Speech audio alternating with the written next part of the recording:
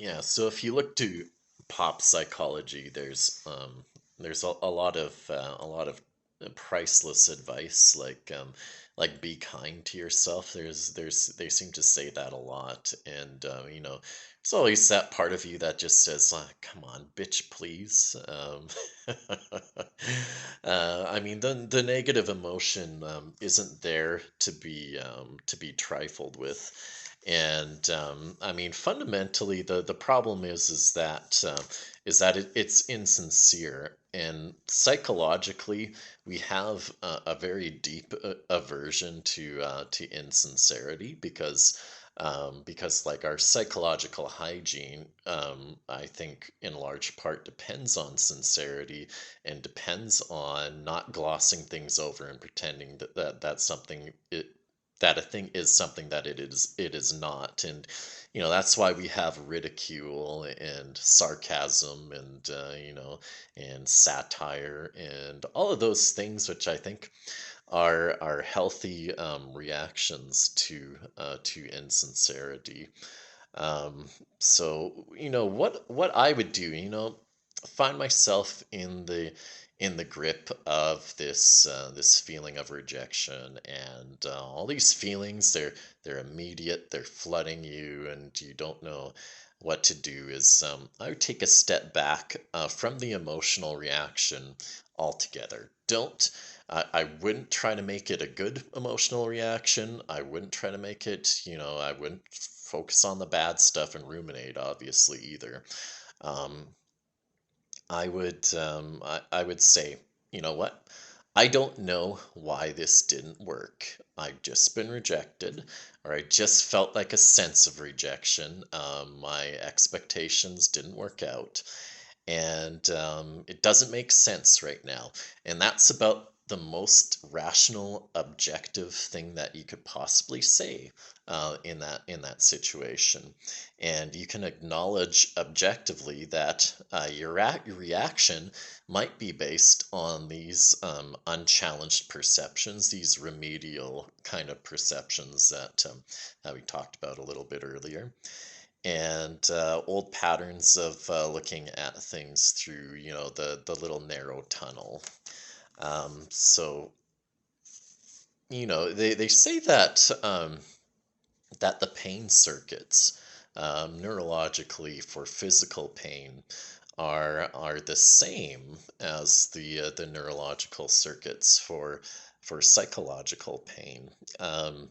So I think that when you're feeling every nerve and fiber searing with this sense of rejection, there's the hollow pit in your stomach, and the cortisol is coursing through your veins, and it can be turned into the phoenix moment, where um, you rise from the ashes of your dashed hopes, and you can anchor that experience to transforming to a new course. And what I would do first of all is I would get my mind busy. I would set a new task for my mind. Um, I would probably focus on a creative project or learning a new skill, something that I kind of had curiosity in learning about, um, but hadn't pursued it. And so that would be the first thing that I would set about doing, just to get your mind busy and to to begin this transformation process, which you can give yourself permission to go through, after this big calamity, this perceived calamity has happened. So first of all, I get my mind busy on a task. So I learn, you know, uh, if there's something, like I would learn about, auto mechanics, something that I haven't looked into as much as I probably should have, or I would, look at an exercise routine that I hadn't taken up before, do some trail running, something that I haven't done rigorously but I wanted to do. Martial arts. Every things that are especially good for you physically are good things to kind of set your objectives to. I'd also make YouTube videos that nobody absolutely in their right mind would probably watch. Um, but I do it for myself, so screw you. The second thing I would do is find social opportunities. It could be a volunteering type of thing, but doesn't necessarily have to be. You could just, be with a group of friends, be with, a little community if you could find one, if you have a particular interest, um, even an interest related to the new task that you want to set for yourself.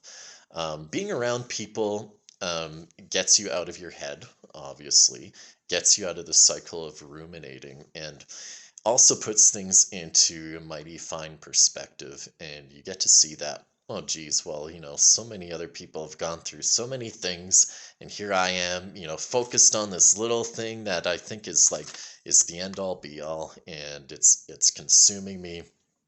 But I'm around people who have gone through experiences like the ones that I have been through, and have come out the other side, and look at them, they're doing great. And that's the kind of modeling that you need, that your mind needs to see evidence of things, right?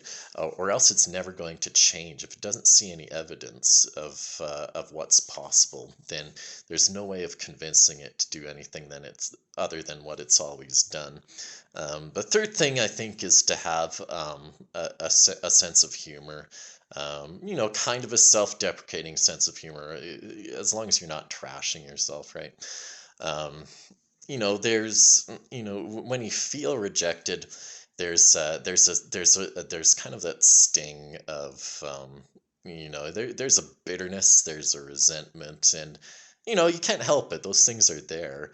Um, I think if you have kind of a sardonic, you make a sardonic joke about it, like for a completely hypothetical example, you tell someone in particular that you can talk with them after you've finished meeting with all the other women who are going to explain to you how they're how they're not romantically interested. Just to take a completely random and hypothetical example.